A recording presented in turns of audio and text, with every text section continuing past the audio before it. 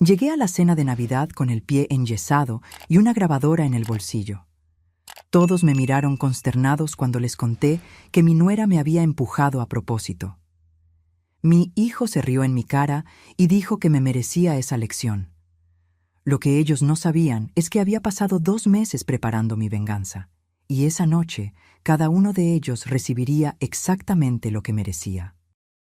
Pero antes de continuar, asegúrate de que ya estás suscrito al canal y escribe en los comentarios. ¿Desde dónde estás viendo este video? Nos encanta saber hasta dónde están llegando nuestras historias.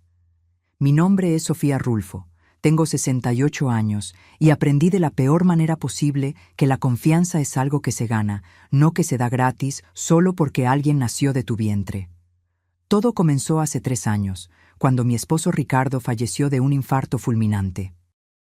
Fueron 35 años de matrimonio, 3 décadas construyendo una vida juntos, un negocio de panadería que creció hasta convertirse en una pequeña cadena con 4 sucursales en Ciudad de México.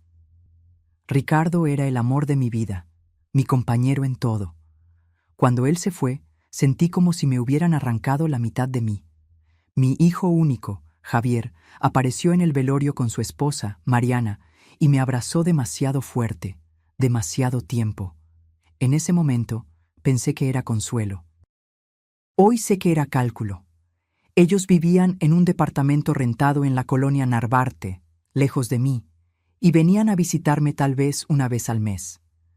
Pero después del entierro, comenzaron a aparecer cada semana. Javier insistió en que no podía quedarme sola en la casa grande de Coyoacán. Dijo que estaba preocupado por mi salud mental, por mi seguridad. Mariana estaba de acuerdo con todo, siempre con esa sonrisa dulce que yo aún no había aprendido a leer como falsa. Me resistí al principio, pero la soledad pesaba. La casa que antes estaba llena de vida con Ricardo, ahora resonaba vacía. Entonces cedí. Fue así como, 4 meses después de enviudar, Javier y Mariana se mudaron a mi casa. Trajeron sus cosas poco a poco, ocupando el cuarto de invitados, luego usando la cochera para el auto de ella y eventualmente esparciendo pertenencias por todos los rincones de la casa como si siempre hubiera sido de ellos. Al principio, confieso que fue reconfortante. Tener a alguien en la casa, escuchar voces, sentir movimiento. Javier cocinaba para mí los fines de semana, Mariana me acompañaba al mercado. Parecía que había recuperado parte de la familia que perdí con la muerte de Ricardo. Fui una tonta. La herencia que Ricardo dejó era considerable. Además de la casa, que valía más de $2 millones, estaban las 4 panaderías funcionando bien, generando ganancias mensuales y un ahorro robusto que él había construido a lo largo de los años. En total, el patrimonio rondaba los $4 millones. Javier era mi único heredero, pero mientras yo estuviera viva, todo era mío. La primera petición de dinero llegó 6 meses después de que se mudaron. Javier me abordó una tarde de domingo, mientras yo regaba las plantas del jardín. Tenía esa expresión que conocí desde niño, cuando quería algo pero fingía estar avergonzado de pedirlo. Me dijo que la empresa donde trabajaba estaba pasando por reestructuración y que quizás lo despedirían. Necesitaba $50,000 para invertir en un curso de especialización que le garantizaría un mejor puesto. Como madre, ¿cómo podría negarme? Transferí el dinero al día siguiente. 3 semanas después, fue Mariana quien apareció en mi suite, toda apenada, diciendo que su madre tenía problemas de salud y necesitaba $30,000 para una cirugía particular. Pagué sin cuestionar. Después de todo, éramos familia ahora. Las peticiones se fueron multiplicando. En septiembre, otros $40,000 para una inversión que Javier juraba que se duplicaría en 6 meses. En octubre, $25,000 para arreglar el coche de Mariana después de un accidente. En noviembre, otros $30,000 para una oportunidad imperdible de sociedad en un negocio que nunca se concretó. Cuando diciembre llegó, yo ya había prestado $230,000. Y no veía ni sombra de retorno. Cada vez que tocaba el tema, Javier desviaba, prometía que pronto lo resolveríamos, o simplemente cambiaba de conversación. Comencé a notar un patrón. Pedían siempre cuando yo estaba sola, siempre con historias que generaban culpa o urgencia. Fue una mañana de domingo que todo cambió. Me desperté temprano, como siempre, y bajé a hacer café. La casa aún estaba en silencio. Puse el agua a hervir y fue entonces que oí voces provenientes de su habitación. El pasillo amplificaba el sonido de una manera extraña, y logré escuchar cada palabra con una claridad perturbadora. La voz de Mariana sonó primero, demasiado casual para lo que estaba diciendo. Preguntó cuándo me iba a morir. Así, directamente, como si estuviera preguntando qué hora era. Sentí mi cuerpo helarse. Javier soltó una risa nerviosa y le pidió que no hablara así. Pero Mariana continuó, implacable. Dijo que yo tenía 68 años y podía vivir fácilmente otros 20 o 30. Que ellos no podían esperar tanto tiempo, que necesitaban encontrar una manera de acelerar las cosas o al menos garantizar que, cuando yo muriera, todo pasara directamente a ellos sin complicaciones. Mi mano tembló tanto que casi tiró la taza que sostenía. Me quedé allí, paralizada al lado de la estufa, mientras mi hijo y mi nuera discutían mi muerte como si fuera un problema logístico a resolver. Javier murmuró algo sobre que yo era su madre, pero sin convicción real. Mariana replicó sin rodeos. Preguntó cuánto dinero me habían sacado ya. Javier respondió que eran unos 200,000, quizás un poco más. Y Mariana dijo que todavía se podían sacar otros 150,000 antes de que yo sospechara. Después de eso, ella comenzó a hablar sobre el testamento, sobre el poder notarial, sobre la posibilidad de hacerme firmar papeles que garantizaran el control de ellos sobre mis finanzas antes de que yo me volviera senil. Usó esa palabra, senil, como si fuera inevitable, como si fuera cuestión de tiempo. Subí las escaleras de vuelta a mi cuarto con las piernas temblorosas. Cerré la puerta con llave por primera vez desde que ellos se habían mudado. Me senté en la cama que compartí con Ricardo por tantos años y lloré en silencio. No lloré por el dolor físico, sino por el dolor de darme cuenta de que mi único hijo me veía como un obstáculo financiero. Que la mujer que él eligió para casarse era aún peor, fría y calculadora al punto de planear mi muerte con la naturalidad de quien planea vacaciones. Aquella mañana de domingo fue el día en que Sofía Rulfo murió. La mujer ingenua que creía en la familia por encima de todo, que confiaba ciegamente en su hijo, que veía bondad donde solo había avaricia. Ella murió allí, en esa cama vacía, y en su lugar nació otra Sofía. Una que sabía defenderse. Una que no permitiría que nadie más me tratara como idiota. Y esa nueva Sofía estaba a punto de mostrarle a Javier y Mariana que habían elegido a la víctima equivocada. Pasé los días siguientes observando. No los confronté, no dejé entrever que sabía nada. Seguí siendo la Sofía de siempre frente a ellos. La madre amorosa, la suegra atenta, la viuda solitaria que dependía de la compañía de ambos. Pero por dentro, yo estaba armando un rompecabezas. Comencé a prestar atención a detalles que antes pasaban desapercibidos. La forma en que Mariana siempre aparecía en la sala cuando el cartero traía correspondencia del banco. Cómo Javier desviaba la mirada cuando yo mencionaba las panaderías. Los cuchicheos que se detenían abruptamente cuando yo entraba en una habitación. Todo comenzó a tener sentido, un sentido siniestro y doloroso.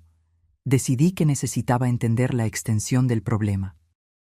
Agendé una reunión con Roberto Montero, el contador que manejaba las finanzas de las panaderías desde los tiempos de Ricardo. Inventé una excusa cualquiera sobre una revisión de fin de año y fui sola a su oficina en el centro de la ciudad. Roberto era un hombre serio, de unos 60 años, que siempre trató nuestros negocios con discreción y eficiencia. Cuando le pedí que revisara todos los movimientos financieros del último año, tanto personales como de las empresas, frunció el ceño, pero no cuestionó. Lo que descubrí en las 3 horas siguientes me dejó con ganas de vomitar. Además de los 230,000 que yo conscientemente había prestado, había retiros regulares de la cuenta de las panaderías que yo no autoricé. Pequeñas cantidades, 2,000 por aquí, 3,000 por allá, siempre los jueves cuando yo tenía clase de yoga y Javier se quedaba a cargo de firmar algunos documentos de la empresa. Roberto señaló la pantalla de la computadora con expresión grave. Explicó que en total, en los últimos 10 meses, habían sido desviados $68,000 de las cuentas comerciales. Siempre con mi firma digital, a la que Javier tenía acceso como apoderado que yo ingenuamente había nombrado para que me ayudara después de la muerte de Ricardo. Sentí la sangre hervir. No era solo el dinero prestado que quizás nunca volvería. Era robo puro y duro, desvío sistemático de cantidades que ellos creían que yo no notaría porque confiaba en ellos para ayudar a gestionar los negocios. Le pedí a Roberto que hiciera 2 cosas inmediatamente: cancelar todo y cualquier poder notarial que Javier tuviera sobre mis cuentas y negocios, y preparar un informe detallado de todas las transacciones sospechosas. Él sugirió que considerara levantar una denuncia, pero le pedí esperar.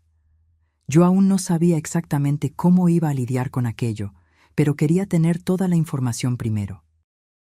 De vuelta a casa, paré en una cafetería y me quedé allí sentada por más de 1 hora, tomando un té que se enfrió sin que lo bebiera. Mi cabeza giraba con planes, con rabia, con tristeza.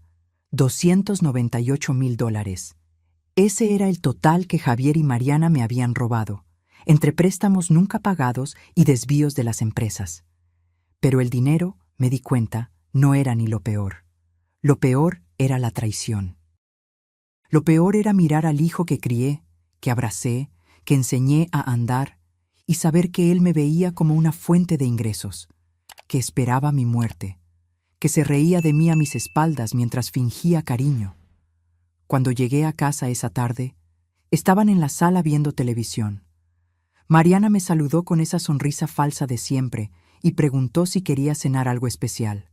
Javier comentó que me veía cansada, preocupándose como el hijo dedicado que fingía ser. Les dije que estaba bien, solo un poco de dolor de cabeza, y subí a mi cuarto. Pero antes de subir, me giré y los observé a ambos. Realmente observé, quizás por primera vez desde que se mudaron. Vi la forma en que Mariana se acurrucaba en el sofá como si fuera dueña de la casa. Cómo Javier tenía los pies apoyados en la mesita de centro que Ricardo había comprado en un viaje que hicimos al interior. Cómo ocupaban el espacio que era mío, que yo construí, como si ya fuera de ellos por derecho. Esa noche, acostada en la cama, tomé una decisión. No iba a simplemente echarlos o confrontarlos directamente. Eso sería demasiado fácil, demasiado rápido. Habían pasado meses manipulándome, robándome, planeando mi fin. Merecían algo más elaborado. Merecían probar su propia medicina. Comencé mi investigación al día siguiente. Mientras Javier estaba en el trabajo y Mariana había salido a encontrarse con amigas, revolví su habitación. Sé que fue invasión de privacidad, pero a ese punto ya no me importaban esas sutilezas morales. Encontré cosas interesantes. Una carpeta con copias de mi testamento antiguo, donde dejaba todo a Javier. Anotaciones sobre el valor estimado de la casa y las panaderías. Capturas de pantalla de conversaciones en un grupo de WhatsApp llamado Plan S, donde Mariana discutía con amigas las mejores formas de conseguir un poder notarial de personas mayores. Una amiga suya había recomendado a un abogado especializado en eso. Pero lo que más me impactó fue un cuaderno que Mariana mantenía escondido en el cajón de lencería. Era un diario donde anotaba estrategias para manipularme. Tenía cosas escritas como: Sofía se pone más emotiva y generosa después de hablar de Ricardo. Usar eso.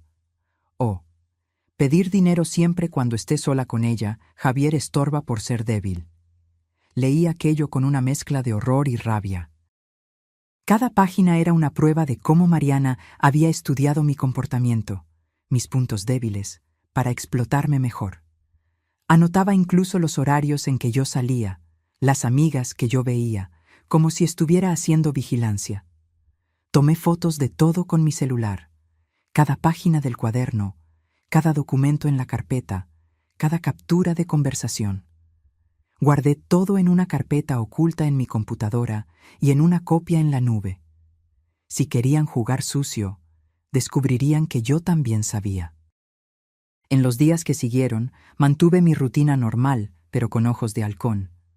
Me di cuenta de que Mariana revolvía mi correspondencia cuando creía que yo no veía. Noté a Javier haciendo llamadas susurradas en el balcón.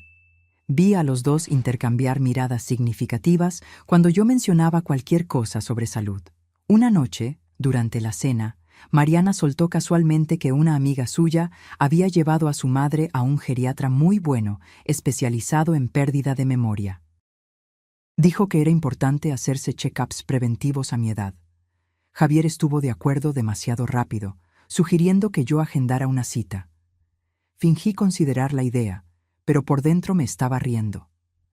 Estaban intentando plantar la semilla de la idea de que me estaba volviendo senil, creando una narrativa para eventualmente declararme incapaz. Era exactamente el tipo de golpe que yo había leído en el cuaderno de Mariana. Fue entonces que tuve una idea. Si ellos querían hacerme pasar por idiota, yo iba a interpretar el papel perfectamente.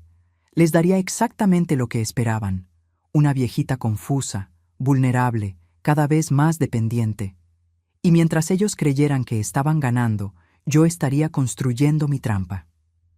Comencé poco a poco. Fingía olvidar pequeñas cosas. Preguntaba lo mismo 2 veces. Dejaba la olla en la estufa más tiempo de lo normal. Nada muy obvio, solo lo suficiente para alimentar su narrativa. Mariana mordió el anzuelo de inmediato.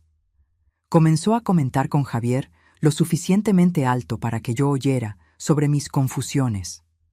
Javier también entró en el juego, sugiriendo que quizás yo necesitaba ayuda para administrar las cuentas de las panaderías porque se estaba volviendo demasiado complicado para mí. Por fuera yo asentía, fingiendo preocupación por mí misma. Por dentro estaba documentando todo.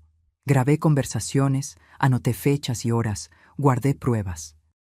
Cada movimiento de ellos estaba siendo registrado, cada palabra estaba siendo archivada. Contraté también a un detective privado, discretamente. Quería saber exactamente qué hacían Javier y Mariana cuando no estaban en casa, con quién hablaban, a dónde iban. El detective, un ex policía llamado Marcelo, era eficiente y discreto.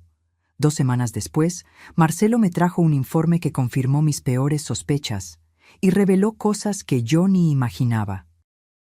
Marcelo me encontró en una cafetería distante de mi colonia, lejos de cualquier posibilidad de cruzarme con Javier o Mariana. Trajo una carpeta gruesa y una expresión que mezclaba profesionalismo con pena. Aquello ya me dijo que las noticias no serían buenas.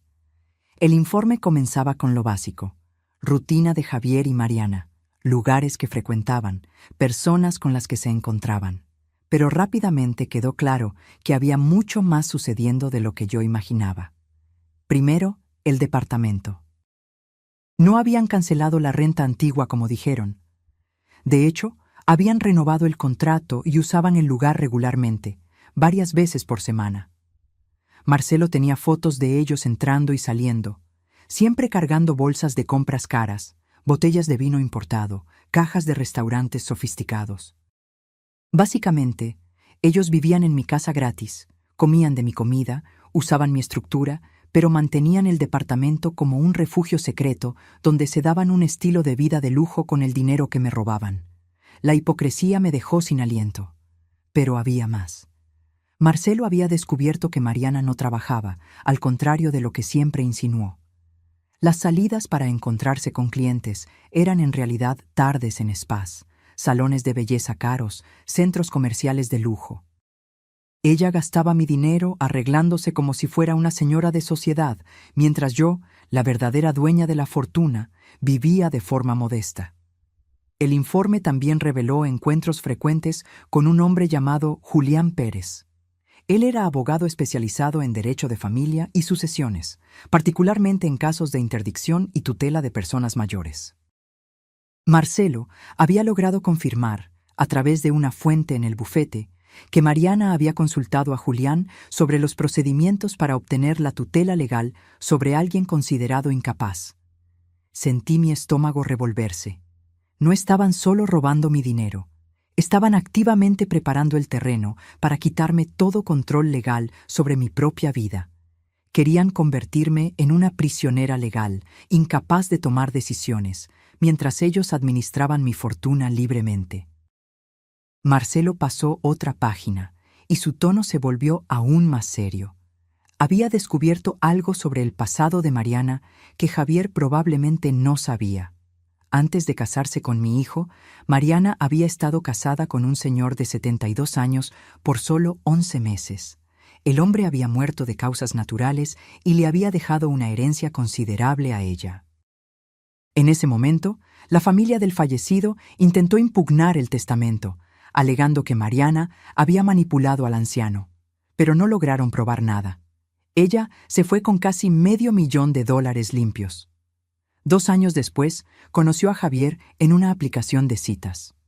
Un joven, hijo único de una viuda rica. La coincidencia era demasiado perturbadora para ser ignorada. Yo no estaba lidiando con una nuera oportunista común. Estaba lidiando con alguien que tenía experiencia en manipular personas mayores para obtener herencias. Alguien que había convertido eso casi en una profesión. Y mi hijo, mi Javier, era o cómplice consciente o una herramienta útil en sus manos. Marcelo me mostró fotos del tal Julián. Un hombre de unos 40, bien vestido, con ese aire de quien sabe exactamente cómo funciona el sistema y cómo explotarlo. Aparentemente, tenía un historial de ayudar a familias a obtener la tutela sobre parientes mayores, siempre por honorarios altísimos. Su bufete estaba especializado en ese nicho lucrativo y moralmente cuestionable. Le pedí a Marcelo que continuara investigando, especialmente enfocándose en cualquier contacto entre Mariana y personas de su primer matrimonio y cualquier movimiento financiero sospechoso. Él estuvo de acuerdo y prometió tener más información en 2 semanas. Salí de esa cafetería con el informe escondido en mi bolso y una claridad cristalina en la mente. Mariana no era simplemente una vividora oportunista que vio una oportunidad y la tomó. Ella era una depredadora profesional que había elegido a mi hijo y, a través de él, a mí, como blancos deliberados. Y Javier, mi propia sangre, había aceptado ese papel, ya fuera por avaricia, debilidad o una combinación de ambas. Esa noche no pude cenar con ellos. Inventé un dolor de cabeza y subí temprano. Pero en realidad me quedé en el cuarto analizando cada página del informe de Marcelo, conectando los puntos, entendiendo la extensión de la trampa en la que había caído. Tenían un plan a largo plazo. Primero, vaciar mis cuentas a través de préstamos y desvíos. Segundo, crear una narrativa de declive mental. Tercero, usar a Julián para obtener la tutela legal. Y luego, con control total sobre mis finanzas y persona, convertirme en un cascarón vacío mientras vivían a costa de mi fortuna hasta que yo muriera naturalmente, o, quién sabe, con una pequeña ayuda. El recuerdo de la conversación que escuché sobre cuándo iba a morir y si podían acelerar las cosas ganó un peso nuevo y más siniestro. Con el historial de Mariana de un esposo anciano que murió convenientemente temprano, no era paranoia considerar que ella pudiera estar planeando algo similar conmigo. Tomé una decisión allí mismo. No iba a simplemente defenderme. Iba a contraatacar. Iba a usar cada información que tenía, cada prueba que Marcelo consiguiera, cada error que ellos cometieran, para darle la vuelta al juego completamente. Cuando terminara con ellos, Javier y Mariana entenderían el verdadero significado de meterse con la persona equivocada. Comencé por lo obvio, alterar mi testamento. Agendé una reunión con mi abogado de confianza, el doctor Augusto Trejo, que manejaba los asuntos legales de las panaderías desde hacía años. Fui a su oficina un día que Javier estaba viajando por trabajo y Mariana, supuestamente, había ido a visitar a su madre. El doctor Augusto me recibió con el cuidado de siempre, ofreciendo café y preguntando por mi salud.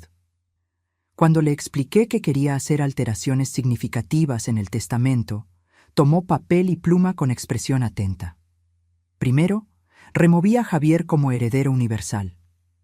En su lugar, dividí mis bienes de forma que las panaderías y la mitad del dinero fueran a una fundación de caridad que ayuda a niños desfavorecidos. La casa y la otra mitad del dinero irían a mi sobrino Rafael, hijo de mi hermana fallecida, un muchacho serio y trabajador que siempre mantuvo contacto conmigo sin interés financiero.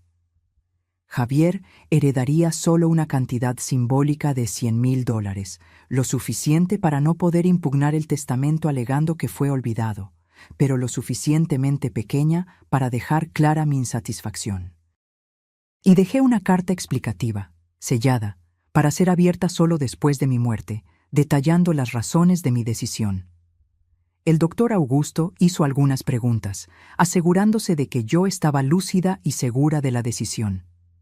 Le expliqué superficialmente que había habido problemas de confianza, sin entrar en detalles.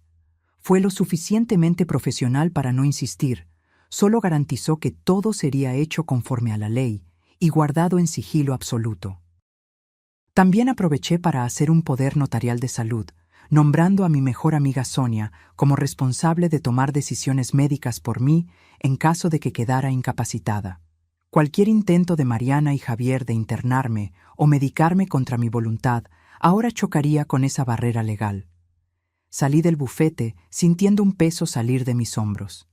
Era solo el primer paso, pero uno importante. Ahora, incluso si lo peor me sucedía, ellos no tendrían lo que querían. Toda la planificación, toda la manipulación, sería en vano. Pero yo no pretendía que lo peor sucediera. Pretendía estar viva y bien para ver sus caras cuando descubrieran que lo habían perdido todo. Noviembre llegó con ese calor sofocante típico de Ciudad de México. Hacía casi 4 meses desde que había descubierto la verdad sobre Javier y Mariana, y yo había usado cada día de ese tiempo para construir mi caso contra ellos. Marcelo continuaba trayéndome información. Descubrimos que Mariana se encontraba regularmente con Julián, el abogado, siempre en el departamento secreto que mantenían. Logramos incluso fotos de ellos entrando juntos al edificio y audios que comprobaban que estaban preparando documentación para requerir mi interdicción. En una de esas grabaciones, escuché a Julián explicándole a Mariana que necesitaban peritajes médicos que comprobaran mi declive mental. Él sugirió que consiguieran llevarme a un médico específico, alguien que trabajaba con él y estaba dispuesto a diagnosticar problemas cognitivos mediante un pago extra.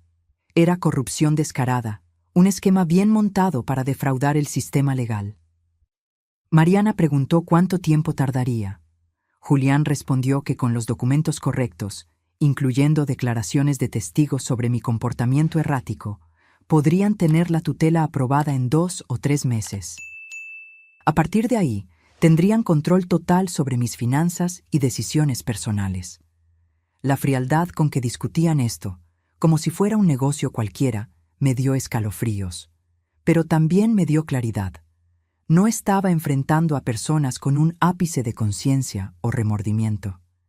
Estaba enfrentando a criminales, puros y simples. Decidí que era hora de comenzar a apretar el cerco. Pero necesitaba hacerlo estratégicamente, sin mostrar todas mis cartas de una vez. Comencé con pequeñas pruebas. Un jueves, durante la cena, comenté casualmente que estaba pensando en vender una de las panaderías. La que daba menos ganancias, dije, para simplificar mi vida. Javier casi se atraganta con la comida. Mariana se puso visiblemente tensa. Pasaron toda la comida intentando convencerme de que era una pésima idea, que yo estaba confundida, que las panaderías eran mi legado y me arrepentiría. La preocupación de ellos no tenía nada que ver conmigo, claro.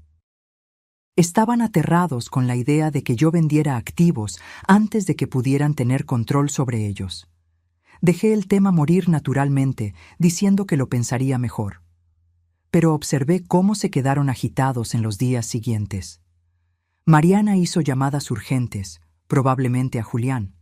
Javier comenzó a cuestionarme más sobre mis finanzas, disfrazado de hijo preocupado. 2 semanas después, solté otra bomba. Dije que había agendado una consulta con un abogado para discutir actualizar mi testamento. La reacción de ellos fue aún más intensa. Preguntaron inmediatamente qué abogado, por qué creía que era necesario, si había algo que me estuviera preocupando. Mentí diciendo que era solo una revisión de rutina, que el doctor Augusto lo había sugerido. Ellos insistieron en ir conmigo para apoyarme. Me negué amablemente, diciendo que necesitaba hacerlo sola, que era importante para mí mantener alguna independencia en mis decisiones. Esa noche, después de que fingí ir a dormir, me senté en la esquina oscura del pasillo y escuché la discusión de ellos en el cuarto. Estaban en pánico. Mariana decía que necesitaban acelerar el proceso de interdicción, que yo estaba comenzando a hacer cosas que podrían comprometer el plan. Javier estaba de acuerdo, pero parecía indeciso, preocupado si conseguirían pruebas suficientes. Mariana entonces sugirió algo que me heló hasta los huesos. Dijo que quizás necesitaban crear algunas evidencias, hacerme parecer más confusa de lo que realmente estaba. Javier preguntó cómo. Ella respondió que había formas. Medicamentos mezclados en la comida podrían causar confusión mental temporal. Pequeños accidentes podrían crear la impresión de que yo estaba perdiendo capacidades físicas y mentales. Escuché aquello y sentí, por primera vez, miedo real. No estaban solo planeando robarme. Estaban dispuestos a drogarme, a lastimarme, a deliberadamente destruir mi salud para alcanzar sus objetivos. Volví a mi cuarto con las piernas temblorosas y por primera vez en meses lloré de verdad. Lloré por la pérdida del hijo que creí tener. Lloré por mi ingenuidad al confiar en ellos. Pero principalmente lloré de rabia, una rabia profunda y fría que se instaló en mi pecho y no salió más. Al día siguiente, llamé a Marcelo y le conté sobre la conversación. Se puso serio y dijo que necesitábamos involucrar a la policía, que aquello había pasado del punto de simple fraude financiera a planeación de agresión. Pero le pedí que esperara. Yo tenía un plan mejor. Si Mariana quería hacerme parecer confusa, yo le daría exactamente eso. Pero de una forma controlada, documentada, que al final se volvería contra ella. Comencé a interpretar el papel de la viejita que pierde la cabeza, pero de forma exagerada, casi teatral. Fingía olvidar dónde había puesto cosas, pero luego las encontraba frente a ellos en lugares obvios. Preguntaba lo mismo 2 veces seguidas, pero siempre sobre asuntos sin importancia. Dejaba luces encendidas, puertas abiertas, ollas vacías en la estufa. Nada peligroso, pero todo muy visible. Y lo más importante, documentaba todo. Instalé cámaras ocultas en puntos estratégicos de la casa, pequeñas, discretas, que grababan todo en alta definición y se guardaban automáticamente en la nube. Cada movimiento de ellos, cada conversación, cada mirada conspiratoria estaba siendo registrada. Mariana mordió el anzuelo con voracidad. Comenzó a invitar a amigas a casa, siempre cuando yo estaba cerca haciendo algo confuso. Ellas presenciaban mis olvidos, mi desorganización, y Mariana narraba todo con esa voz de preocupación falsa. Yo sabía que estaba construyendo su red de testigos. Lo que ella no sabía es que mis cámaras captaban las conversaciones después de que yo salía. Captaban a Mariana diciéndoles a sus amigas que yo estaba peor de lo que parecía, que ya no podía cuidar de mí misma, que pronto necesitarían tomar medidas legales. Captaban las risas cuando creían que yo no oía. Los comentarios sobre lo bueno que sería cuando tuvieran acceso a todo el dinero. Javier también entró en el juego, pero de forma diferente. Comenzó a llevar documentos a casa, papeles de las panaderías que necesitaban mi firma. Solo que ahora él revisaba cada firma mía, comparaba con anteriores, buscando señales de temblor o descoordinación que pudiera usar como prueba de declive. Entonces comencé a firmar algunas cosas con la mano temblando a propósito. Otras veces firmaba perfectamente. Quería crear inconsistencia, darles esperanza pero nunca certeza total. Verlos frustrados, intentando descifrar mi estado real, Era casi satisfactorio. Pero todo cambió una tarde de diciembre, 3 semanas antes de Navidad. Yo había ido al supermercado a hacer compras. Al volver, con las bolsas en la mano, subí los 3 escalones de la entrada de la casa como hacía desde hacía 20 años. Solo que esta vez sentí algo empujarme por la espalda. No fue un tropiezo accidental. Fue un empujón deliberado, fuerte, con las 2 manos extendidas en mi espalda. Perdí completamente el equilibrio, las bolsas volaron y caí de lado en la escalera de concreto. El dolor fue inmediato y atroz. Sentí algo tronar en mi pie derecho en el momento del impacto. Grité, más de shock que de dolor, e intenté voltearme para ver quién me había empujado. Era Mariana. Estaba allí, parada en lo alto de la escalera, con una expresión que no era de susto o preocupación. Era de satisfacción fría. Nuestros ojos se encontraron por un segundo, y en ese segundo vi todo. Lo había hecho a propósito. Me había empujado deliberadamente, calculando que la caída me lastimaría. Antes de que pudiera decir cualquier cosa, oí pasos rápidos. Javier apareció viniendo de dentro de la casa. Me miró caída, miró a Mariana, y entonces hizo algo que rompió el último pedazo de mi corazón que aún guardaba esperanza por él. Él se rió. No fue una risa nerviosa de sorpresa. Fue una risa genuina, de aprobación, casi de orgullo. Y entonces dijo, con una voz que yo nunca había oído salir de la boca de mi hijo, algo que quedaría grabado en mi memoria para siempre. Fue para darte una lección, como te mereces. Me quedé allí, tirada en la escalera, con el pie palpitando de dolor, mirando al hombre que yo di a luz, cargué por 9 meses, crié con todo el amor que tenía y escuché que me decía que merecía ser agredida, que merecía ser lastimada, que aquello era una lección. Mariana bajó los escalones tranquilamente, recogió las bolsas que se habían caído y entró en la casa como si nada hubiera pasado.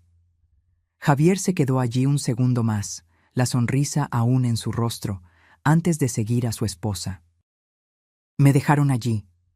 No llamaron ayuda, no ofrecieron apoyo, no demostraron un ápice de remordimiento. Simplemente me abandonaron en la entrada de la casa, con el pie roto, como si yo fuera basura desechable. Fueron los vecinos quienes me encontraron. Doña Marta, que vive 3 casas más adelante, estaba volviendo de la farmacia y me vio. Gritó pidiendo ayuda, llamó a su esposo, y juntos me ayudaron a entrar en su coche para llevarme al hospital. En el camino, con el dolor pulsando en mi pierna y lágrimas escurriendo silenciosas por mi rostro, hice una elección. Aquello había sido el último error de ellos, el error que transformaría todo mi dolor, toda mi rabia, toda mi planificación, en acción concreta. Habían cruzado la línea de la manipulación psicológica a la violencia física, y eso lo cambiaba todo. En la sala de urgencias, mientras esperaba atención, llamé a Marcelo. Le expliqué lo que había pasado. Se quedó en silencio por un momento. Luego preguntó si yo tenía certeza absoluta de que había sido a propósito. Respondí que tenía certeza, que Mariana me había empujado a propósito y Javier lo había aprobado, diciendo que era una lección que yo merecía. Marcelo entonces dijo algo que me sorprendió. Preguntó si había cámaras en la entrada de la casa, y fue ahí que recordé. La cámara externa que yo había instalado semanas atrás, escondida en la lámpara del balcón, apuntada exactamente a la escalera. Si estaba funcionando, había grabado todo. El empujón, la caída, la reacción de ellos, las palabras de Javier. Todo. Le pedí a Marcelo que fuera a mi casa, con alguna excusa cualquiera, y discretamente verificara si la cámara había capturado el incidente. Dijo que iría inmediatamente. 2 horas después, sentada en una silla de ruedas con el pie derecho enyesado hasta la rodilla, recibí un mensaje de Marcelo. Apenas 2 palabras y un emoji. Lo logramos. La cámara había funcionado perfectamente. Había grabado a Mariana mirando alrededor antes de empujarme, verificando si había testigos. Había grabado el empujón en sí, deliberado y fuerte. Había grabado mi caída y mi grito. Y principalmente, había grabado a Javier riendo y diciendo aquellas palabras monstruosas. Era prueba irrefutable de agresión física intencional, y yo pretendía usar cada segundo de esa grabación para destruir completamente sus planes. Los médicos dijeron que mi pie se había fracturado en 2 lugares. Necesitaría cirugía para colocar pernos, seguida de meses de fisioterapia. Me quedé internada esa noche para la cirugía a la mañana siguiente. Javier y Mariana aparecieron en el hospital 2 horas después. Mariana traía flores y una expresión de preocupación que habría ganado un Oscar si fuera actriz. Javier sostenía mi mano y hablaba sobre lo preocupado que estaba, cómo se habían desesperado cuando los vecinos contaron sobre mi caída, como si me hubiera tropezado sola. Los dejé actuar. Dejé que Mariana me acariciara el cabello y dijera que cuidaría de mí durante la recuperación. Dejé que Javier prometiera que no se separaría de mi lado. Y por dentro planeaba cada detalle de lo que vendría a continuación, porque en 2 días sería Navidad, y esa sería una cena de Navidad que ninguno de nosotros jamás olvidaría. La cirugía en mi pie fue exitosa, pero dolorosa. Colocaron 2 pernos de titanio y me dijeron que necesitaría usar el yeso por lo menos 6 semanas, seguido de fisioterapia intensa. Me dieron de alta la tarde del 23 de diciembre, víspera de la víspera de Navidad. Mariana hizo cuestión de recogerme en el hospital, trayendo una silla de ruedas que habían alquilado y actuando como la nuera dedicada que jamás fue. De camino a casa, ella hablaba sin parar sobre cómo había preparado mi cuarto, cómo había comprado almohadas especiales para elevar mi pierna, cómo iba a cuidar de cada detalle de mi recuperación. Yo apenas asentía, dejando que el dolor de los medicamentos me diera una excusa para quedarme callada. Pero observaba todo. La forma en que ella conducía demasiado rápido en las curvas, haciendo que mi pie golpeara el tablero y doliera más. Las miradas que lanzaba por el espejo retrovisor, no de preocupación, sino de cálculo. Estaba midiendo mi fragilidad, mi dependencia, viendo hasta dónde podía empujarme ahora que yo estaba literalmente lastimada. Cuando llegamos a casa, Javier estaba esperando en la puerta. Me ayudó a salir del coche y sentarme en la silla de ruedas con gestos cuidadosos, pero sus ojos estaban vacíos. No había amor allí, no había preocupación filial genuina, solo el desempeño de un papel que él había elegido interpretar. Me instalaron en el cuarto y Mariana trajo sopa. Yo no comí. Dije que la medicación del hospital me había quitado el apetito. La verdad es que no confiaba en nada que viniera de sus manos. No después de la conversación que escuché sobre poner medicamentos en mi comida. La sopa podía estar perfectamente normal, pero no iba a arriesgarme. Esa noche, sola en el cuarto con la puerta cerrada con llave, llamé a Marcelo. Me dijo que había compilado todas las grabaciones de las cámaras de los últimos 2 meses. Teníamos horas de material mostrando conversaciones sospechosas, encuentros con Julián, discusiones sobre sus planes y, principalmente, la grabación cristalina de la agresión en la escalera. Le conté sobre mi plan para la cena de Navidad. Se quedó en silencio por un momento, luego preguntó si yo estaba segura. Aquello iba a hacer estallar a mi familia de una manera que no tenía vuelta atrás. Le respondí que mi familia había explotado en el momento en que mi hijo se rió de mi dolor y dijo que yo merecía ser lastimada. Lo que yo iba a hacer en Navidad era solo hacerlo oficial. Marcelo accedió a ayudar. Dijo que iba a coordinar con la policía, que necesitaríamos oficiales presentes en el momento justo. También se puso en contacto con el doctor Augusto, mi abogado, y con Roberto, el contador. Todos debían estar al tanto de lo que estaba por venir. El día 24, víspera de Navidad, la casa estaba extrañamente tensa. Mariana había decorado todo excesivamente, como si la cantidad de adornos pudiera crear la ilusión de una familia feliz. Javier había comprado un pavo caro y vinos importados.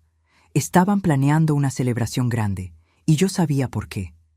Pensaban que habían ganado, que con mi pie roto, dependiente de ellos físicamente, más frágil y vulnerable que nunca, finalmente me tenían donde querían. La agresión no había sido solo violencia gratuita, había sido estratégica, volverme inválida, dependiente, más fácil de controlar. Lo que ellos no sabían es que solo habían acelerado su propia destrucción. En la mañana de Navidad, Mariana entró en mi cuarto toda animada. Dijo que habían preparado un almuerzo especial, que hasta habían invitado a algunas personas. Le pregunté quiénes.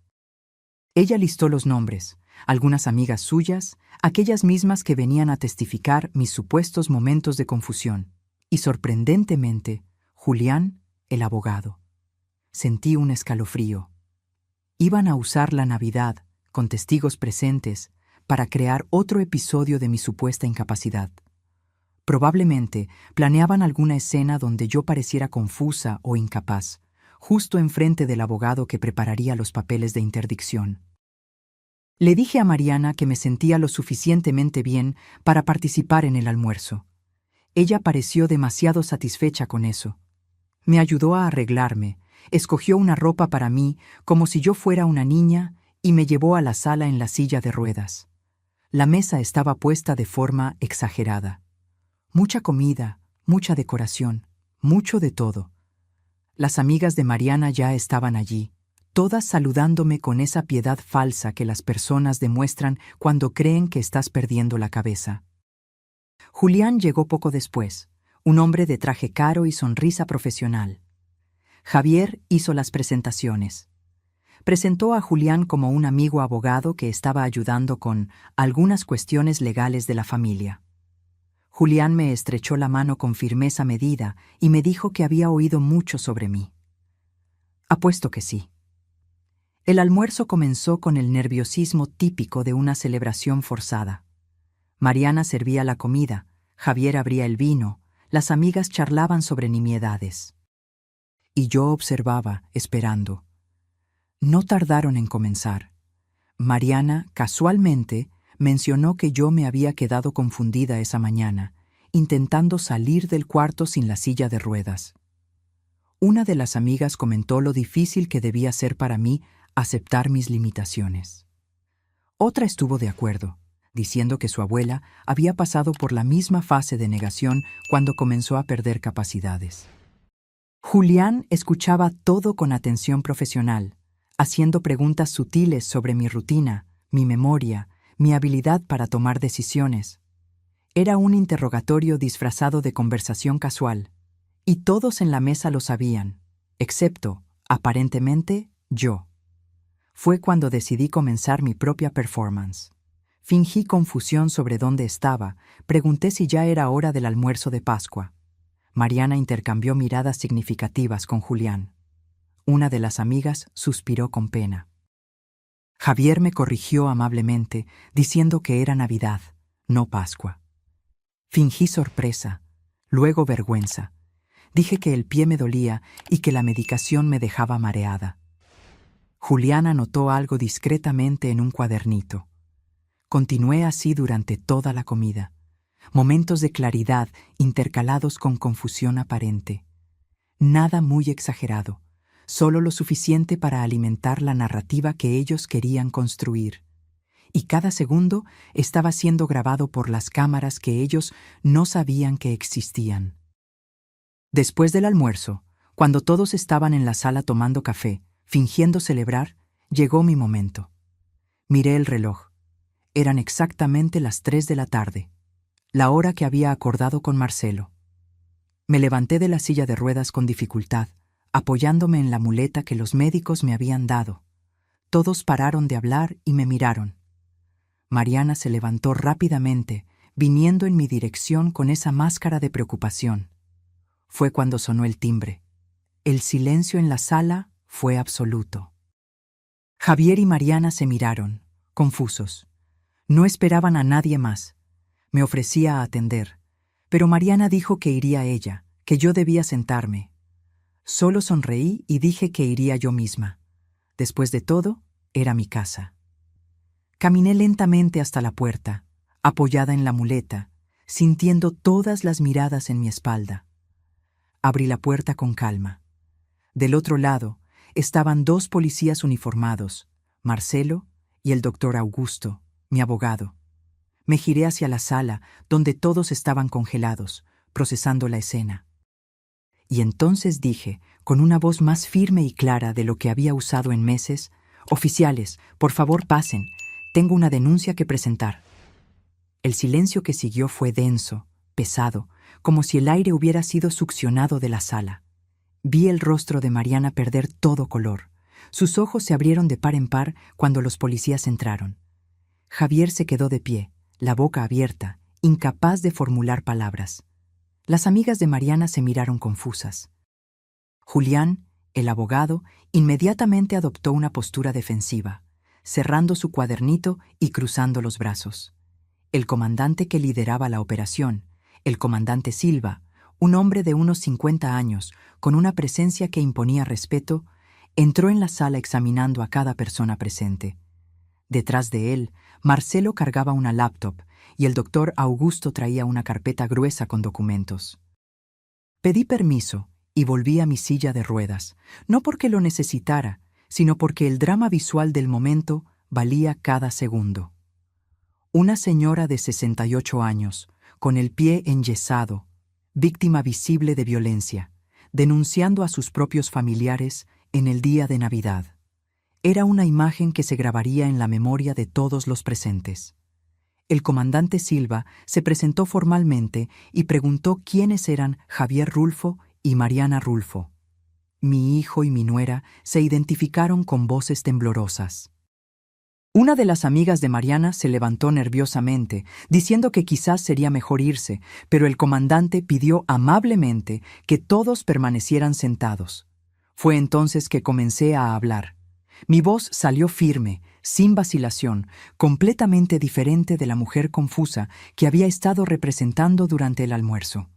Expliqué que en los últimos meses había sido víctima de desvío sistemático de recursos financieros, totalizando aproximadamente $300,000. Que mi hijo y mi nuera habían obtenido acceso a mis cuentas a través de un poder notarial que les concedí confiando en ellos tras la muerte de mi esposo. Que habían usado ese acceso para robar dinero tanto de mis cuentas personales como de las empresas que yo administraba. Javier intentó interrumpir, diciendo que eran préstamos familiares, malentendidos. El comandante le pidió que esperara su turno para hablar. Continué. Dije que había descubierto a través de investigación particular que mantenían un departamento secreto pagado con mi dinero, donde vivían un estilo de vida de lujo mientras vivían en mi casa gratis. Que Mariana tenía historial de casarse con un anciano que murió convenientemente, dejándola como heredera. Que habían contratado a un abogado especializado en interdicción para declararme mentalmente incapaz. Julián intentó protestar, diciendo que no sabía de lo que yo estaba hablando, que solo prestaba consultoría legal. El doctor Augusto abrió la carpeta y sacó copias de correos electrónicos entre Julián y Mariana, discutiendo exactamente los procedimientos para internarme. El abogado palideció. Pero lo peor, continué, era que después de descubrir que yo estaba investigando, habían comenzado a planear formas de drogarme para crear evidencias falsas de declive mental. Y que hace 3 días, mi nuera me había empujado deliberadamente en la escalera, rompiéndome el pie. Mariana explotó. Gritó que yo me había caído sola, que estaba delirando, que la medicación me estaba volviendo paranoica. Las amigas de ella estuvieron de acuerdo, diciendo que yo claramente no estaba bien, que todo el comportamiento durante el almuerzo demostraba confusión. Fue cuando Marcelo abrió la laptop. En la pantalla grande que conectó a la televisión de la sala, comenzó a rodar la grabación de la cámara externa. Todos pudieron ver, en alta definición, a Mariana mirando alrededor, verificando si alguien la observaba. Después, con movimientos deliberados y claros, poniendo las 2 manos en mi espalda y empujándome con fuerza. La sala entera pudo ver mi caída, escuchar mi grito de dolor, y luego pudo ver y oír a Javier saliendo de casa, mirándome caída y riendo. Su voz salió clara de los altavoces. Fue para darte una lección, como te mereces. El silencio que siguió Fue absoluto. Una de las amigas de Mariana se llevó la mano a la boca, horrorizada. Otra comenzó a llorar bajito. Julián se apartó discretamente de Mariana, como si la proximidad física pudiera contaminarlo. Mariana miró la pantalla, me miró a mí, miró a los policías, procesando el hecho de que había sido grabada. Javier estaba blanco como el papel, mirando sus propias manos como si no reconociera al hombre que se había reído de la caída de su propia madre. Pero Marcelo no había terminado. Comenzó a rodar otras grabaciones. Conversaciones entre Javier y Mariana sobre acelerar mi muerte. Discusiones sobre poner medicamentos en mi comida. El audio de la consulta con Julián sobre los procedimientos de interdicción. Las visitas al departamento secreto. Cada video, cada audio, era un martillazo en la defensa que intentarían construir. No había forma de negar, no había forma de justificar. Estaba todo allí, registrado, fechado, autenticado. Cuando los videos terminaron, el comandante Silva se dirigió a Javier y Mariana.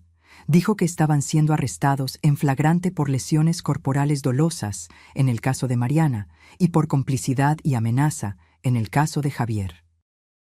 Que otros crímenes serían investigados, incluyendo desvío de recursos, estafa y conspiración. Mariana intentó correr.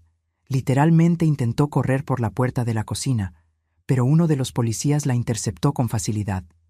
Comenzó a gritar, diciendo que yo había planeado todo, que había falsificado las evidencias, que estaba intentando robarles la herencia que era de ellos por derecho. La ironía de sus palabras no pasó desapercibida para nadie en la sala. Javier, por otro lado, se desplomó. Se sentó en el suelo, la espalda contra la pared, y comenzó a llorar. No eran lágrimas de remordimiento, me di cuenta. Eran lágrimas de autocompasión, de un hombre que había tirado todo por avaricia y había perdido. Los policías los esposaron. Mariana seguía gritando, luchando contra las esposas, profiriendo amenazas e insultos. Javier solo lloraba en silencio, el rostro escondido entre las manos. Antes de llevárselos, el comandante Silva me preguntó si quería decir algo. Miré a mi hijo, aquel hombre que yo cargué, crié, amé incondicionalmente por 28 años. Aquel hombre que se rió cuando me vio caída, lastimada, sangrando. Y dije solo una cosa. Ya no eres mi hijo, no a partir del momento en que decidiste que yo valía más muerta que viva. Javier me miró, los ojos rojos de tanto llorar, e intentó hablar. Intentó decir que lo lamentaba, que había sido influenciado, que nunca quiso que llegara a ese punto. Pero levanté la mano, silenciándolo. No había nada que él pudiera decir que cambiara lo que había hecho. No había excusa, no había justificación, no había perdón posible para alguien que planea la muerte de su propia madre. Los policías se los llevaron. Mariana seguía gritando en el pasillo, su voz resonando por la casa hasta que la puerta de la patrulla se cerró. Javier se fue en silencio, la cabeza baja, derrotado. Las amigas de Mariana salieron apresuradamente, murmurando disculpas, probablemente ya imaginando cómo explicarían a otras personas que habían presenciado un arresto en el almuerzo de Navidad. Julián intentó salir discretamente, pero el doctor Augusto lo interceptó, diciendo que la barra de abogados sería notificada sobre su participación en esquema de fraude. Cuando finalmente todos se fueron y la casa se quedó en silencio, me encontré sola en la sala de estar, rodeada por los restos del almuerzo de Navidad que nunca llegó a ser celebración. El pavo frío en la mesa, los vinos a medio terminar, los platos de postre que nadie tocó. Marcelo se quedó conmigo. Se sentó a mi lado y preguntó si yo estaba bien. Respondí honestamente, no lo sabía. Parte de mí sentía un alivio inmenso. La amenaza había sido neutralizada, mi seguridad estaba garantizada, se haría justicia, pero otra parte de mí, la parte que aún era madre a pesar de todo, dolía de una forma que ningún hueso roto podría compararse. Porque incluso sabiendo que Javier no me amaba, incluso teniendo pruebas de su traición, todavía era difícil aceptar que había perdido a mi hijo. no a la muerte, sino a algo mucho peor, a la avaricia que lo transformó en un extraño cruel. El doctor. Augusto volvió una hora después con papeles para que yo firmara. Documentos formalizando la denuncia penal, autorizaciones para proseguir con la investigación completa y confirmación de que el Nuevo Testamento estaba guardado y protegido. Firmé todo con mano firme, sin vacilación. Esa noche, por primera vez en meses, dormí profundamente. No porque estuviera feliz, sino porque estaba segura. El monstruo que vivía en mi propia casa había sido removido. La amenaza a mi vida había terminado. Mañana comenzaría el proceso legal, las audiencias, los testimonios. Sería largo, sería doloroso, sería público. Pero yo estaba lista, porque Sofía Rulfo ya no era la viuda ingenua y confiada que había sido.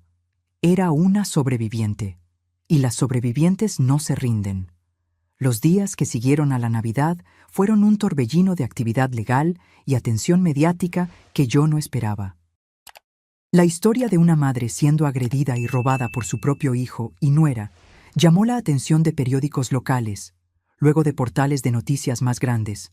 Reporteros acamparon frente a mi casa, pidiendo entrevistas, queriendo detalles.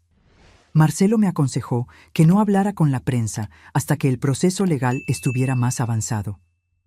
El doctor Augusto estuvo de acuerdo, diciendo que cualquier declaración pública podría ser usada por la defensa de Javier y Mariana. Entonces me mantuve en silencio, lo que solo aumentó la curiosidad pública. Lo que descubrimos en las semanas siguientes, conforme la policía profundizó la investigación, fue mucho más allá de lo que yo imaginaba. Mariana no solo tuvo un esposo anterior que murió convenientemente, tuvo dos. El primero, que nadie sabía por qué ella usaba nombre de soltera diferente en la época, había sido un empresario de 65 años que murió de ataque al corazón solo 6 meses después de la boda. Ella heredó un departamento y cerca de $200,000. El segundo esposo, aquel que yo ya sabía, el señor de 72 años, había dejado aún más. Sumados, Mariana había heredado más de $1 millón de 2 esposos ancianos que murieron en circunstancias que, aunque oficialmente naturales, eran estadísticamente muy convenientes. La policía reabrió ambos casos para investigación.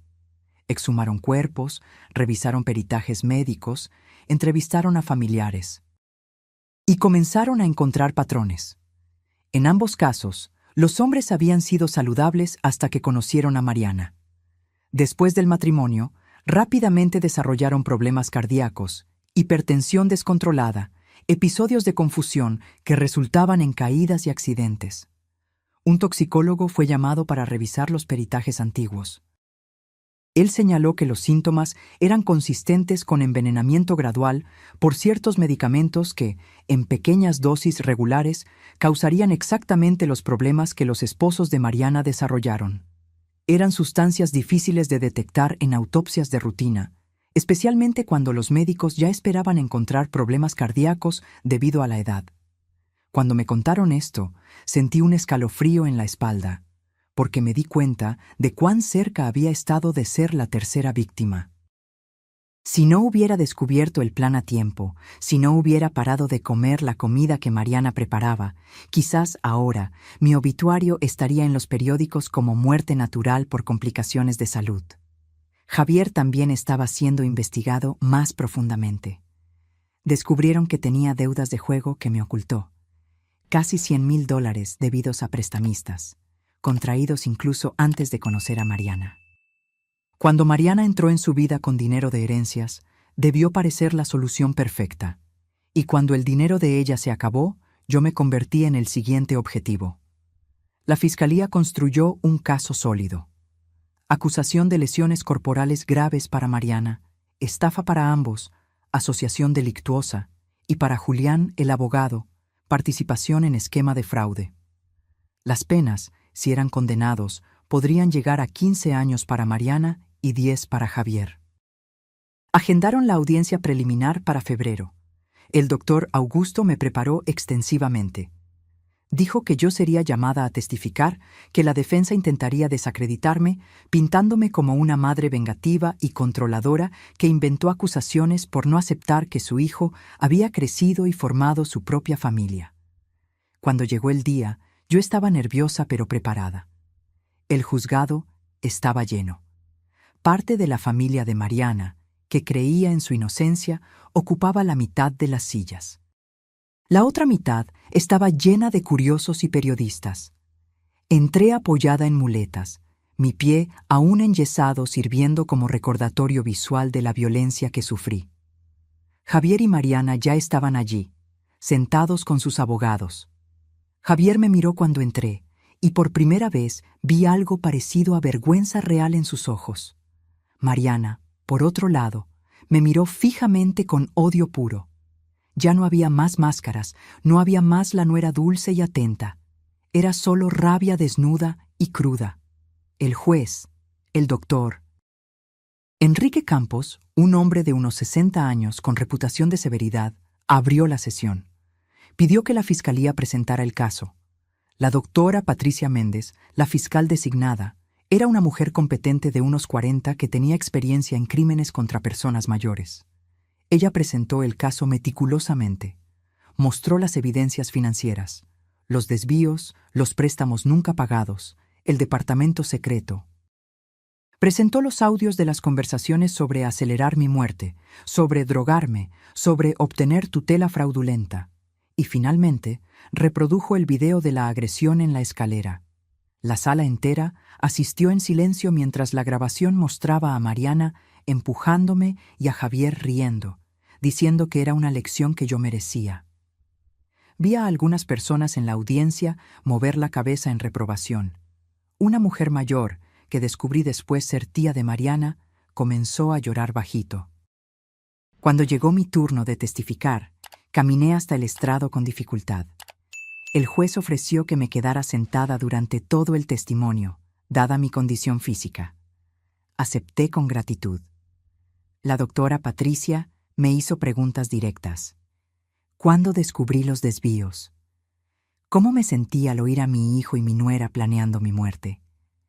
¿Qué pasó en la escalera el día 22 de diciembre? Respondía todo con calma, sin dramatización, solo relatando los hechos. Expliqué que había confiado en ellos completamente, que le había dado un poder notarial a mi hijo después de la muerte de mi esposo, porque creía que él me ayudaría, que nunca imaginé que esa confianza sería usada para robarme sistemáticamente. Conté sobre la mañana que escuché la conversación, sobre la frialdad con que discutían cuánto tiempo yo aún viviría, sobre el miedo que sentí cuando me di cuenta de que no estaba segura en mi propia casa. Y finalmente, sobre el empujón, sobre el dolor físico y emocional de ser agredida deliberadamente por mi nuera mientras mi hijo lo aprobaba. Cuando terminé, había lágrimas corriendo por mi rostro. No eran planeadas, no eran performance.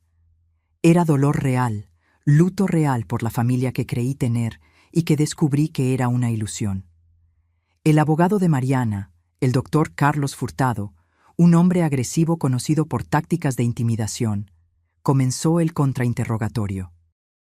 Él intentó pintarme como controladora, preguntando si yo no tenía dificultad en aceptar que Javier era adulto y tenía derecho a su propia vida. Si no era posible que mi interpretación de las conversaciones que escuché estaba distorsionada por mi estado emocional después de enviudar. Respondí pacientemente que estar de luto no me volvía sorda ni incapaz de comprender el español claro. Que escuchar a alguien decir «¿Cuándo se va a morir la vieja y no podemos esperar 30 años?» no dejaba margen para interpretación. Él entonces sugirió que quizás yo me había caído sola en la escalera y en mi estado confuso documentado por los testigos del almuerzo, había creado una narrativa falsa de agresión, que el video mostraba solo a Mariana cerca de mí, no necesariamente empujándome. La doctora. Patricia objetó inmediatamente, pidiendo que el video fuera reproducido nuevamente, frame por frame, y allí, para que todos vieran, estaba claro. las manos de Mariana extendidas en mi espalda, empujando con fuerza suficiente para mover mi cuerpo entero hacia adelante. No había ambigüedad, no había interpretación alternativa. Era agresión clara y deliberada. El abogado de Javier, un hombre más joven llamado Dr. Rafael Acosta, intentó un enfoque diferente. Sugirió que mi hijo había sido manipulado por Mariana, que ella era la verdadera criminal, que Javier era esencialmente otra víctima, seducido por una mujer calculadora que tenía historial de explotar a personas mayores. Miré a Javier cuando el abogado dijo eso. Mi hijo mantuvo los ojos bajos, no confirmando ni negando. Parte de mí quería creer en esa narrativa, quería pensar que mi niño había sido engañado, manipulado, llevado por el camino equivocado por una influencia maligna. Pero entonces recordé la risa, de la forma en que él se había reído cuando me vio caída, sangrando, con el pie roto, de la forma en que dijo que yo merecía esa lección.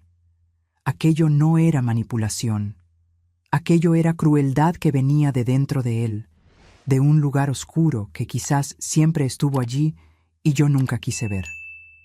Cuando el juez preguntó si yo tenía algo más que declarar antes de terminar mi testimonio, pedí permiso para hablar directamente a mi hijo. El juez dudó, pero acabó accediendo. Miré a Javier. Él finalmente levantó los ojos y me miró fijamente, y yo dije, con una voz que salió más firme de lo que esperaba: Javier, por 28 años yo te amé incondicionalmente. Te di todo lo que pude: amor, educación, oportunidades, confianza. Cuando tu padre murió, eras la persona más importante de mi vida. Y tú tomaste todo eso y lo transformaste en arma contra mí. No por necesidad, no por desesperación, sino por avaricia pura. Me robaste, me traicionaste, te reíste de mi dolor.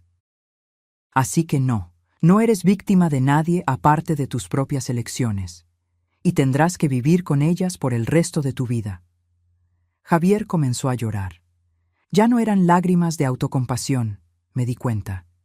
Eran lágrimas de alguien que finalmente entendía la magnitud de lo que había perdido.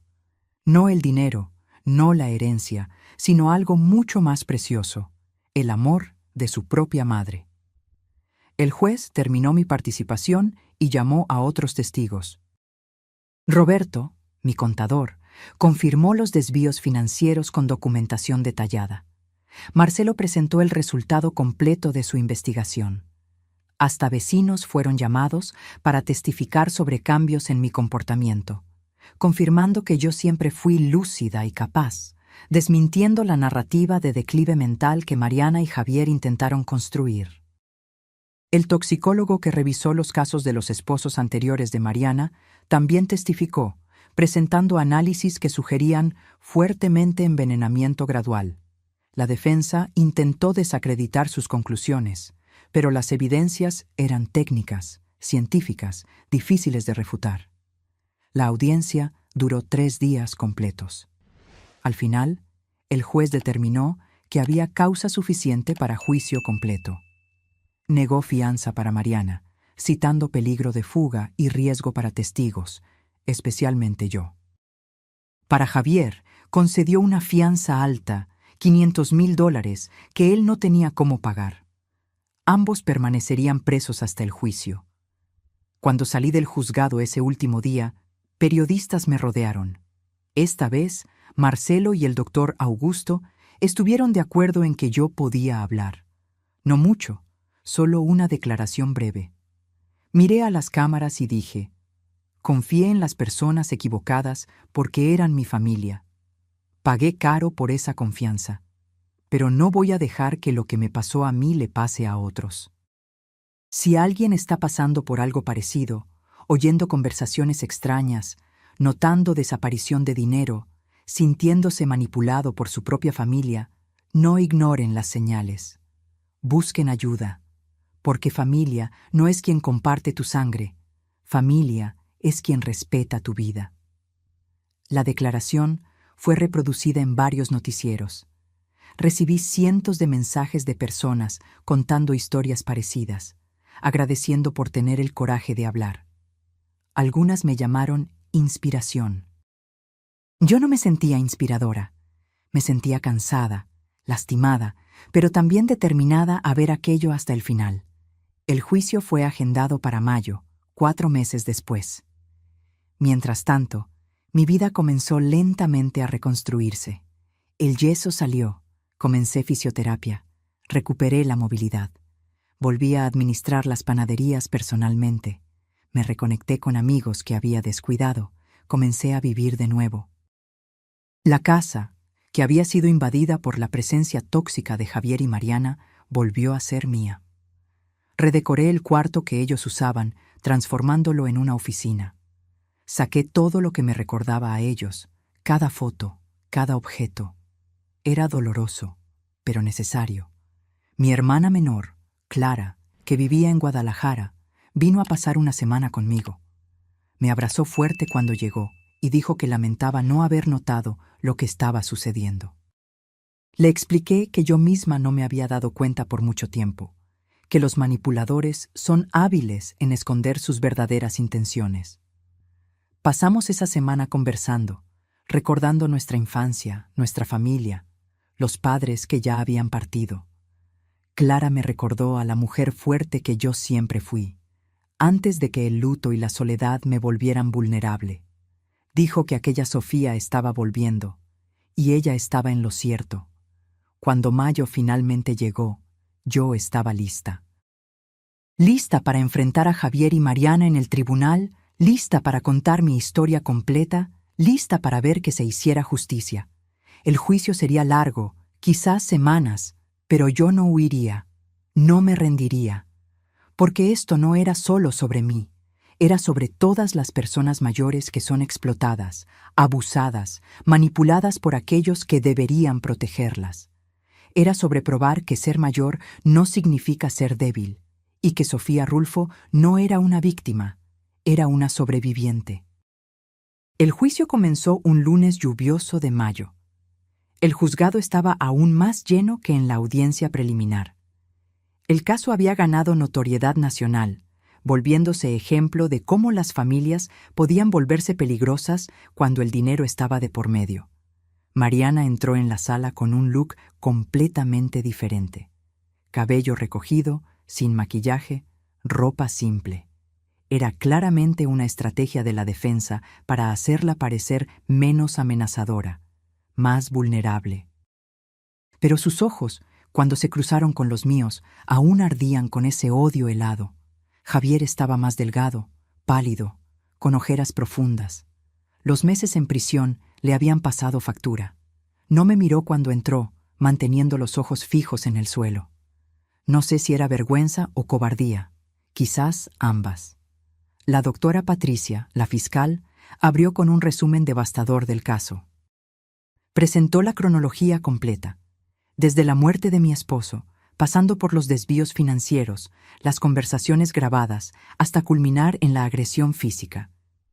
Ella pintó un cuadro de depredadores sistemáticos que habían elegido a una viuda vulnerable como blanco.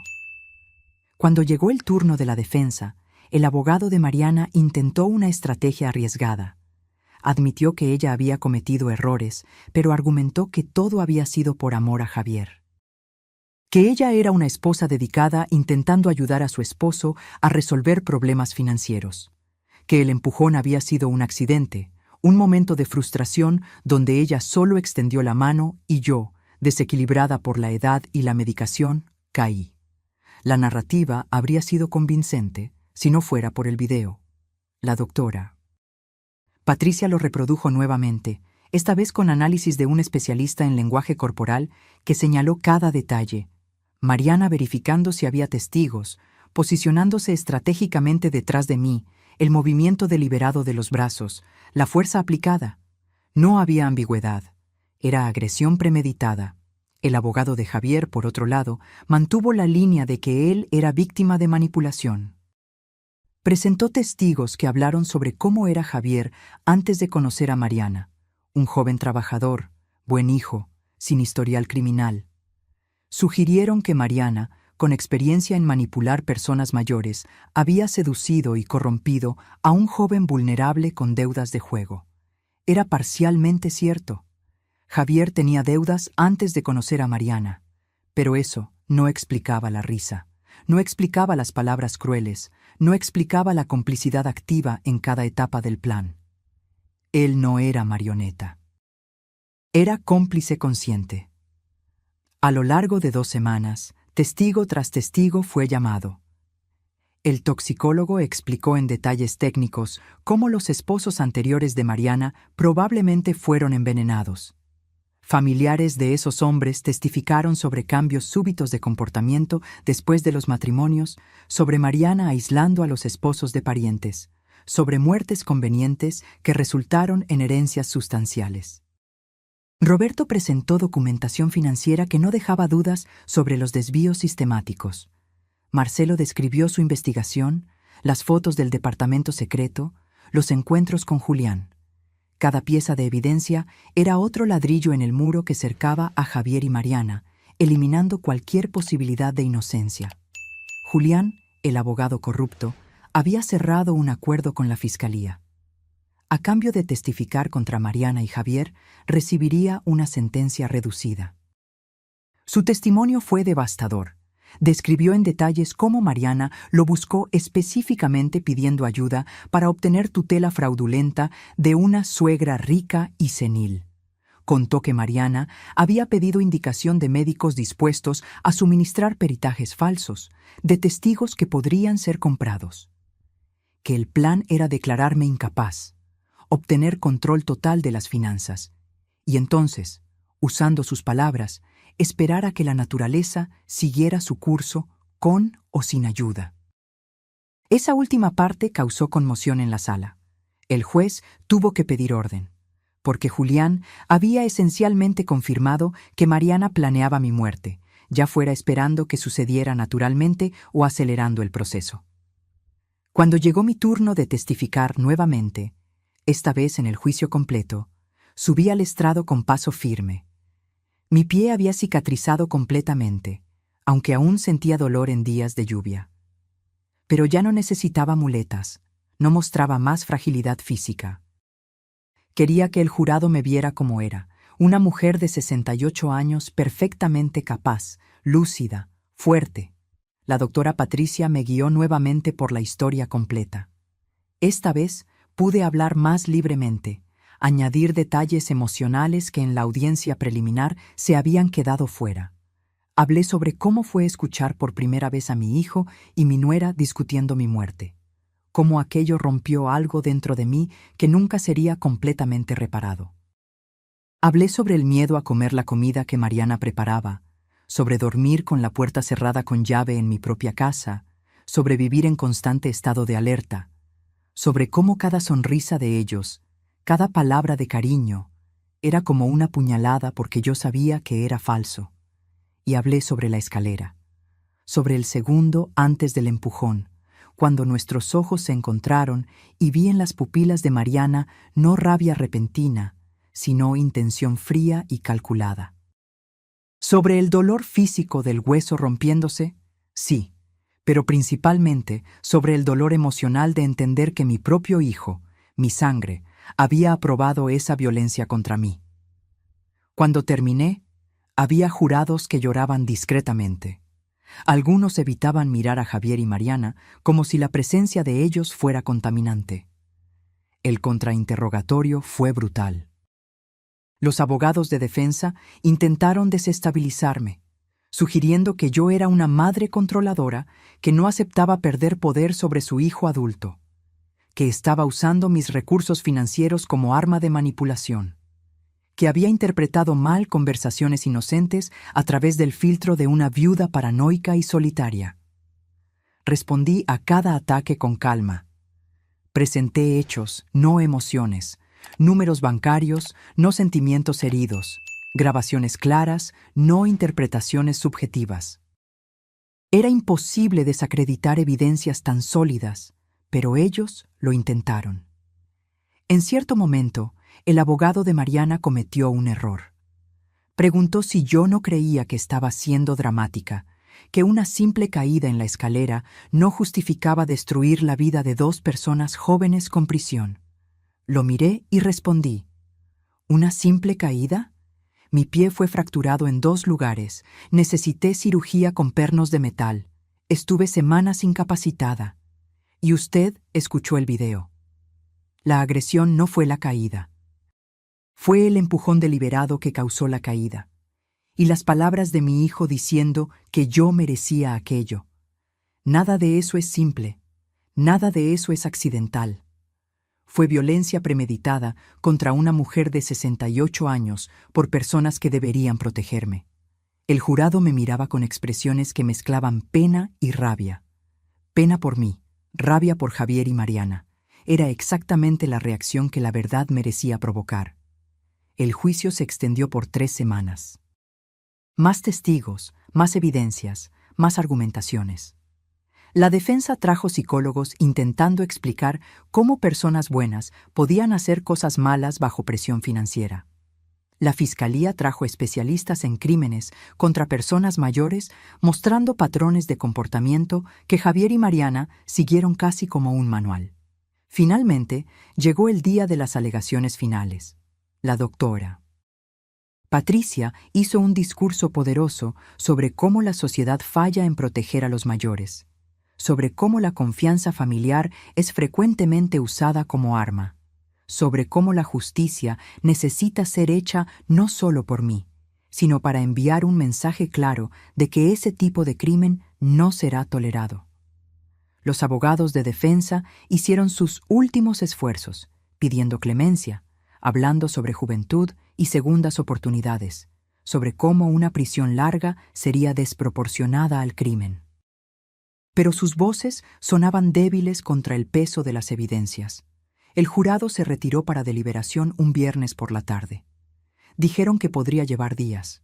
Volví a casa, exhausta emocionalmente, y esperé. Clara había vuelto y se quedó conmigo, haciéndome compañía, distrayéndome con conversaciones sobre cualquier cosa que no fuera el juicio. El veredicto llegó el lunes por la mañana. El juzgado me llamó diciendo que el jurado había llegado a una decisión. Mi corazón se aceleró. 3 días era un tiempo relativamente corto, lo que generalmente indicaba que la decisión había sido clara, no controversial. Volví al juzgado con Clara a mi lado. La sala estaba tensa, silenciosa. Mariana miraba fijamente hacia adelante, el rostro una máscara vacía. Javier se mordía los labios nerviosamente, las manos temblando incluso esposadas. El juez entró y pidió que todos se pusieran de pie. El presidente del jurado, una mujer de unos 50 años con expresión seria, se quedó de pie con el papel del veredicto en las manos. En cuanto al crimen de lesiones corporales graves, consideramos a la acusada Mariana Rulfo culpable. Sentí a Clara apretar mi mano. En cuanto al crimen de estafa, consideramos a los acusados Mariana Rulfo y Javier Rulfo culpables. En cuanto al crimen de asociación delictuosa, consideramos a los acusados Mariana Rulfo y Javier Rulfo culpables. Culpables, en todas las acusaciones. El jurado no había tenido dudas. Mariana permaneció inmóvil, pero vi una lágrima descender por su rostro. No de remordimiento me di cuenta, de rabia por haber sido atrapada. Javier bajó la cabeza y comenzó a sollozar bajito. El juez entonces pasó a la sentencia. Para Mariana, 12 años de prisión en régimen cerrado, sin posibilidad de progresión a régimen semiabierto antes de cumplir la mitad de la pena. Para Javier, 8 años, con posibilidad de progresión después de 1/3 cumplido, dado que cooperó parcialmente con la investigación y no tenía antecedentes criminales. 12 años, 8 años. Eran sentencias pesadas, pero justas. Mariana tendría casi 40 cuando saliera, si salía. Javier tendría 36. Sus vidas, al menos como las conocían, habían terminado. Parte de mí sintió una punzada de dolor al ver a mi hijo siendo llevado nuevamente por los policías. Aquel impulso maternal que nunca muere completamente, independiente de lo que el hijo haga. Pero la mayor parte de mí sintió alivio. Se había hecho justicia. La pesadilla había terminado. Fuera del juzgado, di otra entrevista breve. Agradecí al sistema judicial por escucharme, por tomar el caso en serio, por entender que los crímenes contra personas mayores son tan graves como cualquier otro. Dije que esperaba que mi historia animara a otros en la misma situación a no tener miedo de denunciar, incluso cuando los abusadores son familia. Hoy, 1 año y medio después de aquella Navidad que lo cambió todo, estoy sentada en el balcón de mi casa tomando el desayuno. El sol está cálido, típico de diciembre en Ciudad de México, y puedo oír el movimiento de la calle comenzando el día. Las panaderías están prosperando bajo mi administración renovada.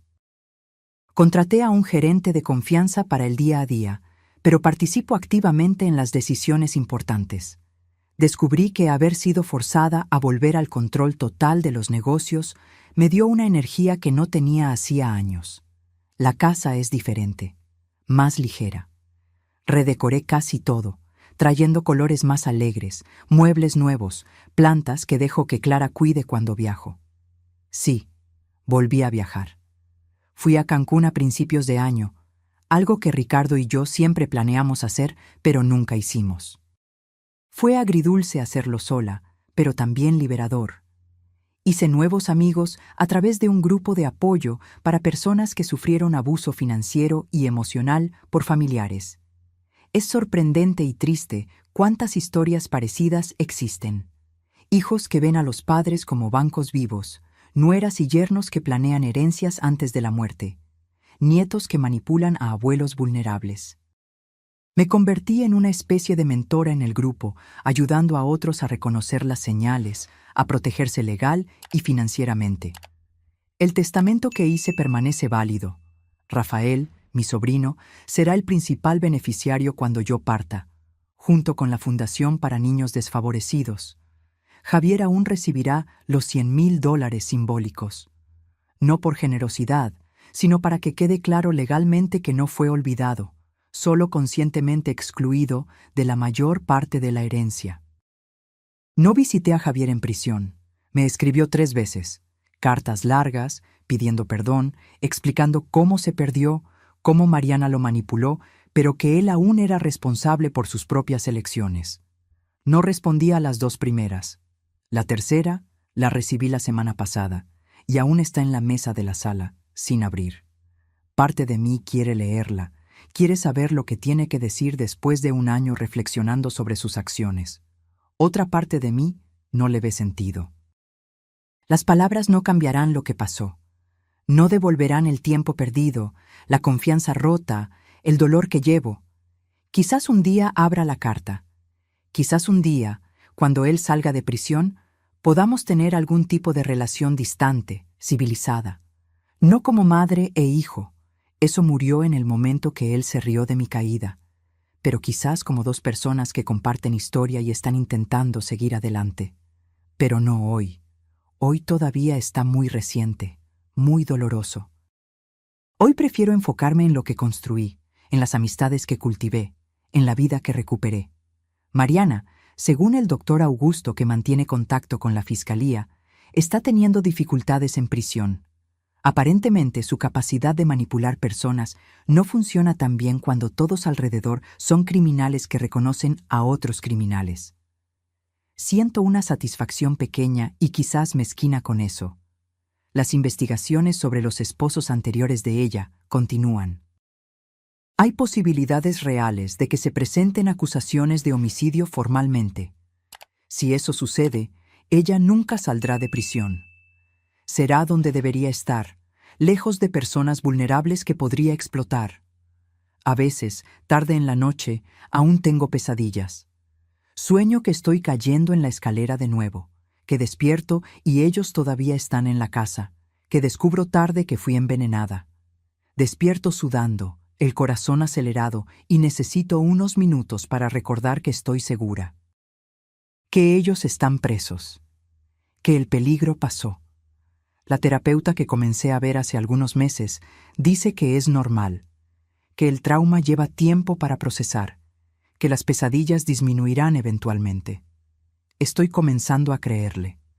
Las pesadillas ya son menos frecuentes de lo que eran al principio. ¿Qué aprendí de todo esto?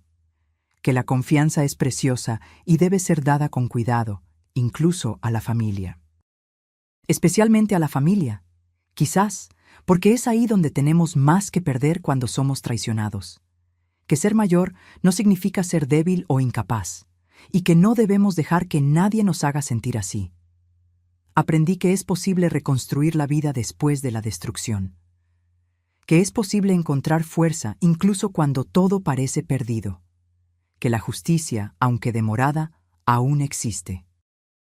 Y que sobrevivir no es solo continuar existiendo, es elegir vivir plenamente a pesar de lo que intentaron hacer contigo. Miro las cicatrices en mi pie, aún visibles donde los pernos fueron insertados. Algunas personas podrían ver esas cicatrices como recuerdo de victimización. Yo las veo como recuerdo de supervivencia, de lucha, de victoria. Sofía Rulfo ya no es la viuda ingenua que confiaba ciegamente. No es más la madre que ponía al hijo por encima de todo, incluso de su propia seguridad. Es una mujer que miró a la traición de frente, luchó contra ella y venció. Y si mi historia puede ayudar a una sola persona a reconocer las señales de abuso, a tener el coraje de denunciar, a protegerse antes de que sea demasiado tarde, entonces todo el sufrimiento habrá valido la pena. Porque al final no es sobre el dinero que intentaron robar, no es sobre la herencia que planeaban, es sobre dignidad, sobre el derecho de vivir sin miedo en tu propia casa. Sobre justicia cuando familiares se transforman en depredadores. Y sobre probar que las viudas de 68 años con pie roto pueden ser más peligrosas y resilientes de lo que los criminales de 30 y tantos imaginan. Termino mi café, me levanto y comienzo mi día. Tengo reunión en la panadería, almuerzo con Clara, clase de pintura por la tarde, vida normal, vida buena, mi vida. Y es exactamente así como debe ser. La pesadilla terminó. La vida continúa. Y yo, Sofía Rulfo, estoy más viva que nunca. Ahora, si te gustó esta historia, haz clic en suscribirse y dime en los comentarios, ¿qué parte te dejó con la boca abierta? Ah, y no olvides hacerte miembro para tener acceso a videos exclusivos que no publico aquí. Te espero allá.